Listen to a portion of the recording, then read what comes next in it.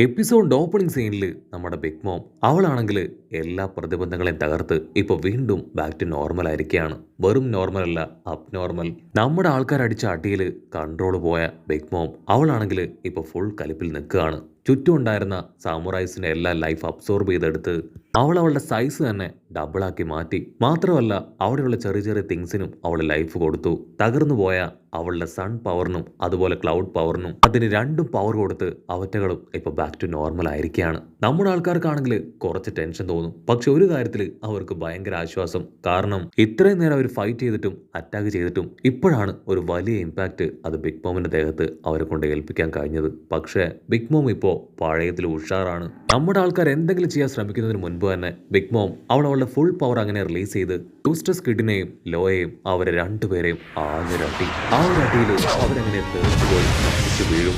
Sun പവറും ആ cloud പവറും അവർ രണ്ടുപേരും ടെററായിട്ട് നിൽക്കുകയാണ്. ബിഗ് മോമിനോട് അവർ അനുവാദം ചോദിക്കും, ഞങ്ങൾക്ക് രണ്ടുപേർക്കും ചേർന്ന് അവനെ ഇല്ലാതാക്കണം. മോം ആണെങ്കിൽ അതിന് പെർമിഷൻ കൊടുക്കും. യൂസ്റ്റസ് കിഡിനും ലോയ്ക്കും അവർക്ക് രണ്ടുപേർക്കും ഇപ്പൊ എന്ത് ചെയ്യണമെന്ന് അറിയില്ല.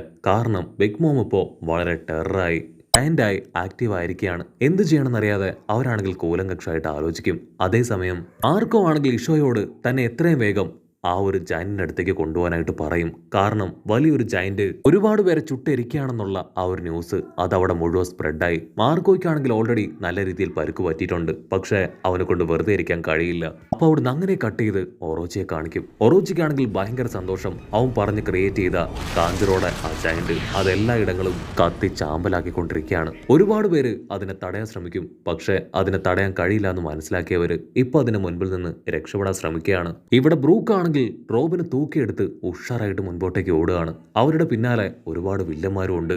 ബ്രൂക്ക് ആണെങ്കിൽ റോബിന് കോൺഫിഡൻസ് കൊടുക്കും. നീ ടെൻഷൻ ആവേണ്ട കാര്യമില്ല, തീർച്ചയായിട്ടും നിന്നെ ഞാൻ സേഫ് ആക്കുമെന്ന് പറയും. പക്ഷെ അടുത്ത നിമിഷം അവർ നിൽക്കുന്ന ഭാഗം തകർന്ന് അവർ താഴേക്ക് വീഴും. അവിടുന്ന് അങ്ങനെ ബ്ലാക്ക് ഔട്ട് ചെയ്ത മറ്റൊരു ഭാഗത്ത് നമ്മുടെ കൈലോടെ മകള് അവൾ ഉഷാറായിട്ട് ഓടുകയാണ്. അവളുടെ തൊട്ടു പിന്നാലെ ആ ഒരു ജയന്റും അതിന് പിന്നാലെ അപ്പോംസിനെ പിടിക്കാനായിട്ട് അവന്റെ പിന്നാലെ സാക്ഷാൽ ഡ്രേക്കിന് മനസ്സിലാവും അപ്പോംസിന്റെ ലക്ഷ്യം എങ്ങനെയെങ്കിലും കൈലോടെ മകളെ അവളെ ബ്രെയിൻ വാഷ് ചെയ്ത് അവന്റെ ടീമിൽ ചേർക്കാനാണെന്ന്. അപ്പോംസ് ആണെങ്കിൽ നിർത്താതെ അവളെ വിളിച്ചുകൊണ്ടേയിരിക്കും. അതിനവളാണെങ്കിൽ ദേഷ്യപ്പെട്ട് പറയും, നിന്നോട് ഞാൻ എത്ര തവണ പറഞ്ഞു എന്നെ ഫോളോ ചെയ്യരുതെന്ന്. ഞാനിപ്പോൾ നല്ല തിരക്കിലാണ്, നീ പറയുന്ന കാര്യങ്ങൾ കേൾക്കാനുള്ള സാവകാശം അതെനിക്കില്ല. അതിനുശേഷം അവൾ ആ ജയന്റിനോടും അതേ കാര്യം പറയും. ഇപ്പോൾ എനിക്ക് എന്നോടൊപ്പം ഹാപ്പി മൊമെന്റ്സ് ക്രിയേറ്റ് ചെയ്യാൻ പറ്റില്ല.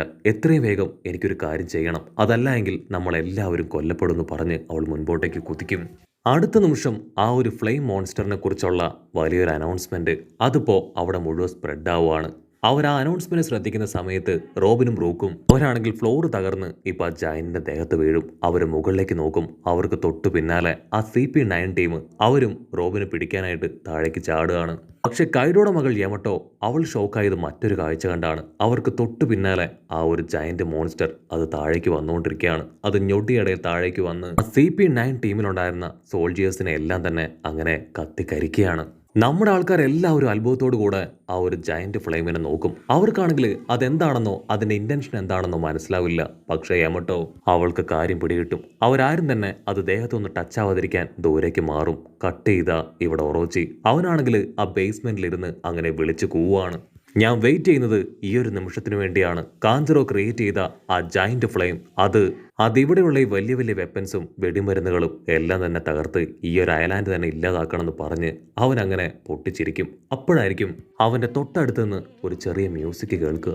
ഇതെവിടുന്ന് വരുന്നു ചിന്തിച്ച് അവനാണെങ്കിൽ ചുറ്റും നോക്കും. അപ്പോൾ അവൻ പതിയെ പുറകോട്ട് മാറി അവന്റെ തൊട്ടു പുറകിലുണ്ടായിരുന്ന ഒരു ഡോറിൽ തട്ടുകയാണ്. അത് പതിയെ ഒരല്പം തുറന്നു വരും. അവൻ ആകാംക്ഷയോടുകൂടെ അവിടേക്ക് നോക്കും. ഒറോച്ചി ആ വാതിലിന്റെ വിടവിലൂടെ ഓപ്പോസിറ്റ് ആരാണെന്ന് നോക്കും. അവന് പരിചയമുള്ള ശബ്ദം, പരിചയമുള്ള കണ്ണുകള്, ചുണ്ടുകള്, ഫേസ്, അത് മറ്റാരുമല്ല, വിശ്വസുന്ദരി. ഉച്ചയ്ക്കാണെങ്കിൽ അത് വിശ്വസിക്കാനാവില്ല. അവൻ കണ്ണൊക്കെ തിരുമ്മി വീണ്ടും വീണ്ടും ചെക്ക് ചെയ്യും. അതെ, അത് വിശ്വസുന്ദരി തന്നെയാണ്. അവനാണെങ്കിൽ വല്ലാത്തൊരു സന്തോഷം, ആനന്ദ കണ്ണീര് അതങ്ങനെ ഒഴുകുകയാണ്. സത്യത്തിൽ നമ്മുടെ വിശ്വസുന്ദരി അവൾ എങ്ങനെ ഇവിടെ എത്തി, എന്തിനു വേണ്ടി ഇവിടേക്ക് വന്നു, അവളുടെ ലക്ഷ്യം അത് ഒറോച്ചി തന്നെ ആയിരിക്കുമോ? അവളാണെങ്കിൽ പ്രത്യേകിച്ച് യാതൊരു ഭാവവ്യത്യാസവും ഇല്ലാതെ അങ്ങനെ ഹായ് ആയിട്ട് മ്യൂസിക് വായിച്ചുകൊണ്ടേയിരിക്കും. അവിടുന്ന് അങ്ങനെ ബ്ലാക്ക് ഔട്ട് ചെയ്ത ഇവിടെ നമ്മുടെ മൊമന്റോസ്കി അവനാണെങ്കിൽ മണിക്കൂറുകളായിട്ട് ആ ഒരു ക്ലൗഡ് ക്രിയേറ്റ് ചെയ്യാനായിട്ട് ശ്രമിച്ചു കൊണ്ടേയിരിക്കുകയാണ്. അങ്ങനെ ഒരുപാട് നേരത്തെ കഠിന പരിശ്രമത്തിലൊടുവിൽ അവൻ ഒരു വിധത്തിൽ ഇപ്പോൾ ഒരല്പം ക്ലൗഡ്സ് ക്രിയേറ്റ് ചെയ്യും. അവനാണെങ്കിൽ ഭയങ്കര സന്തോഷം, വലിയ എന്തോ റോക്കറ്റ് വിട്ട സന്തോഷത്തിൽ അവനാണെങ്കിൽ തുള്ളിച്ചാടും. യമട്ടോ, ലൂഫി, ഞാൻ ഈ ഫ്ലെയിം ക്ലൗഡ്സ് അത് ക്രിയേറ്റ് ചെയ്തു പറഞ്ഞ് അവൻ ചുറ്റും നോക്കും. അവിടെയാണെങ്കിൽ യമട്ടോയും ലൂഫി ഒന്നും തന്നെ ഇല്ല.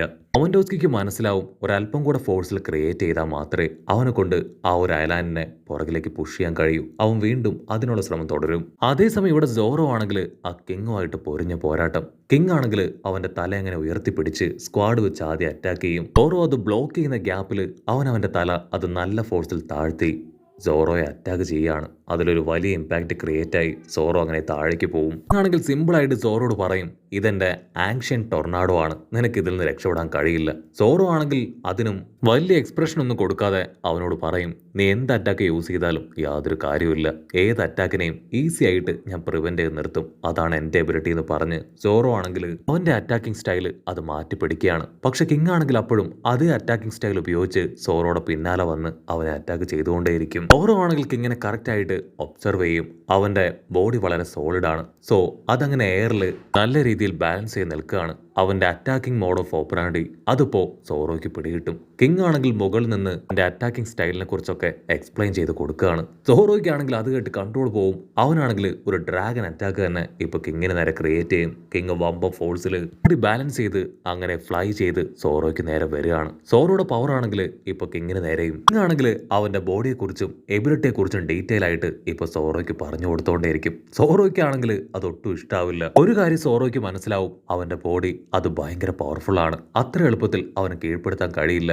ഇവിടെ കിങ് ആണെങ്കിൽ ഇപ്പൊ കയ്യിൽ സ്ക്വാഡ് എടുക്കും. സോറോ, നീ ഒരു സ്ക്വാഡ്സ്മാൻ അല്ലേ, എനിക്കറിയാം നിനക്ക് സ്ക്വാഡ് വെച്ച് ഫൈറ്റ് ചെയ്യുന്നതാണ് ഏറ്റവും ഇഷ്ടമെന്ന്. സോ ഞാനും നിന്നോടൊപ്പം സ്ക്വാഡ് വെച്ച് ഫൈറ്റ് ചെയ്യാന്ന് പറഞ്ഞ് ഇപ്പൊ കിങ്ങും സ്ക്വാഡ് ഉപയോഗിച്ച് അവനുമായിട്ട് പൊരിഞ്ഞ അട്ടി കിട്ടി ബഹളം. സോറോ ആണെങ്കിൽ അവന്റെ 3 സ്ക്വാഡ് അറ്റാക്ക് ഉപയോഗിച്ച് ഒരുപാട് തവണ കിങ്ങിനെ ആഞ്ഞു വെട്ടും. പക്ഷെ ഒരു തുള്ളി ബ്ലഡ് പോലും അവന്റെ ബോഡിയിൽ നിന്ന് പുറത്തേക്ക് വരില്ല. ഇതൊക്കെയാണെങ്കിൽ അപ്പോഴും വല്ലാത്തൊരു ഡൗട്ടും കൺഫ്യൂഷനും ഒക്കെ തോന്നും. ഇത് അവന്റെ റിയൽ ബോഡിയാണോ, അതല്ല എങ്കിൽ ഫേക്ക് ആയിട്ട് ബോഡി ക്രിയേറ്റ് ചെയ്ത് വെച്ചിരിക്കുകയാണോ, എന്തോ ഒരു ട്രിക്ക് അവനിൽ മറിഞ്ഞിരിക്കുന്നുണ്ട് എന്ന് സോറോ മനസ്സിലാക്കും. സോറോ ആണെങ്കിൽ അത് കണ്ടുപിടിക്കാൻ ശ്രമിച്ച് നിർത്താതെ അറ്റാക്ക് ചെയ്തുകൊണ്ടേയിരിക്കും. കിങ് ആണെങ്കിൽ ഈസി ആയിട്ട് അതെല്ലാം ബ്ലോക്ക് ചെയ്ത് നല്ല രീതിയിൽ കട്ട കോമ്പറ്റീഷൻ കൊടുക്കും. സോറോ ആണെങ്കിൽ അവന്റെ വിങ്സിലേക്ക് നോക്കും. അവന്റെ വിങ്സ് ആണെങ്കിൽ ഇപ്പോഴും നന്നായിട്ട് മൂവ് ചെയ്യുന്നുണ്ട്. പക്ഷെ അതുപയോഗിച്ചാണ് ഫ്ലൈ ചെയ്യുന്നതെന്ന് സോറോയ്ക്ക് മനസ്സിലാവില്ല.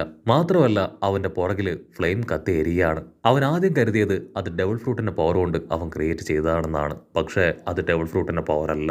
ഇവൻ ഫിഷ്മാൻ ആണോ, ജയന്റ് ആണോ, അല്ലെങ്കിൽ മറ്റേതെങ്കിലും മോൺസ്റ്റർ ആണോ എന്നൊക്കെ ചിന്തിച്ച് സോറോ കൺഫ്യൂസ്ഡ് ആവും. കിങ്ങിനാണെങ്കിൽ കാര്യം മനസ്സിലാവും. ഓ, ആരാണെന്നും എന്താണെന്നും നിനക്ക് ഇതുവരെ കണ്ടുപിടിക്കാൻ കഴിഞ്ഞിട്ടില്ല അല്ലേ, നിന്നെ ഞാൻ ഹെൽപ്പ് ചെയ്യാന്ന് പറഞ്ഞ് അവൻ സോറോയെ ആഞ്ഞടിക്കും. ആ ഒരു അടിയിൽ തെറിച്ചു പോയി ഇടിച്ചു വീഴുകയാണ്. പഞ്ചിന്റെ പവറിൽ സോറോയുടെ വായിലുണ്ടായിരുന്ന ആ ഒരു ലെജൻഡറി സ്ക്വാഡ് അത് താഴേക്ക് വീഴുകയാണ്. സോറോയ്ക്ക് കിങ്ങിനെ കുറിച്ചുള്ള സീക്രട്ട് അതെന്താണെന്ന് കണ്ടുപിടിക്കാൻ സാധിച്ചാൽ മാത്രമേ ഇനി എന്തെങ്കിലും ചെയ്യാനായിട്ട് കഴിയൂ. അവൻ എന്തു ചെയ്യുന്നറിയാതെ അങ്ങനെ കിടക്കുമ്പോഴായിരിക്കും വിശ്വസുന്ദരിയുടെ ആ മ്യൂസിക് അവിടേക്ക് ഒഴുകിയെത്തുക. ആ മ്യൂസിക്കിന്റെ പവറിൽ ലെജൻഡറി സ്ക്വാഡ് ആണെങ്കിൽ ഇപ്പോൾ സോറോയുടെ പവർ അത് തനിയെ അബ്സോർബ് ചെയ്തെടുത്ത് പവർഫുൾ ആവാനായിട്ട് തുടങ്ങും. സോറോയ്ക്കാണെങ്കിൽ അത് കണ്ട് ഭയങ്കര അത്ഭുതം. കട്ട് ചെയ്ത ഇവിടെ ഒറോച്ചി ആണെങ്കിൽ ഡോർ തുറന്ന് അവൻ മ്യൂസിക് കേട്ട ആ ഭാഗത്തേക്ക് പതിയെ ഒളിഞ്ഞു നോക്കുകയാണ്. അവനാണെങ്കിൽ അവന്റെ കണ്ണുകളെ തന്നെ വിശ്വസിക്കാൻ കഴിയില്ല. നഷ്ടപ്പെട്ടു പോയി, മരിച്ചുപോയെന്ന് കരുതിയ വിശ്വസുന്ദരി അവൾ അവിടെ ഇരുന്ന് മ്യൂസിക്കും പാട്ടും ഒക്കെ വായിക്കുകയാണ്. ഒറോച്ചി ആണെങ്കിൽ മറ്റൊന്നും ആലോചിക്കില്ല, അവളുടെ അടുത്തേക്ക് ഓടി അടുക്കുകയാണ്. വിശ്വസുന്ദരി, നീ ഇപ്പോഴും ജീവിച്ചിരിക്കുന്നുണ്ടെന്ന് എനിക്ക് വിശ്വസിക്കാനായിട്ട് കഴിയുന്നില്ല. ലാസ്റ്റ് ടൈം യോഷിറോ അവൻ നിന്നെ വെട്ടി വീഴ്ത്തുന്ന ആ ഒരു രംഗമാണ് എന്റെ മനസ്സിൽ. അവൻ ചെയ്തത് വളരെ വലിയ തെറ്റായിരുന്നു. നീ നഷ്ടപ്പെട്ടു പോയെന്ന് കരുതി ഞാൻ ഇത്രയും ദിവസവും ഒരുപാട് വിഷമിച്ച് കരഞ്ഞു ജീവിക്കുകയായിരുന്നു. ഇപ്പൊ എനിക്ക് നിന്നെ തിരികെ കിട്ടി. ഇത് സത്യമാണോ മിഥ്യയാണോ എന്ന് എനിക്കറിയില്ല. പക്ഷെ എന്തായാലും ഞാൻ ആഗ്രഹിച്ച മൊമെന്റാണ് ഇതെന്ന് പറഞ്ഞ് അവൻ അങ്ങനെ കരഞ്ഞുകൊണ്ടേയിരിക്കും. വിശ്വസുന്ദരി ആണെങ്കിൽ പാടുന്നത് സ്റ്റോപ്പ് ചെയ്ത് അവളുടെ ഇൻസ്ട്രുമെന്റ് ഒരു ഭാഗത്തേക്ക് മാറ്റും. അതിനുശേഷം ഒറോച്ചിയെ തന്നെ നോക്കി നിൽക്കുന്നതോട് കൂടെ ഈ ഒരു എപ്പിസോഡും അവസാനിക്കുന്നു.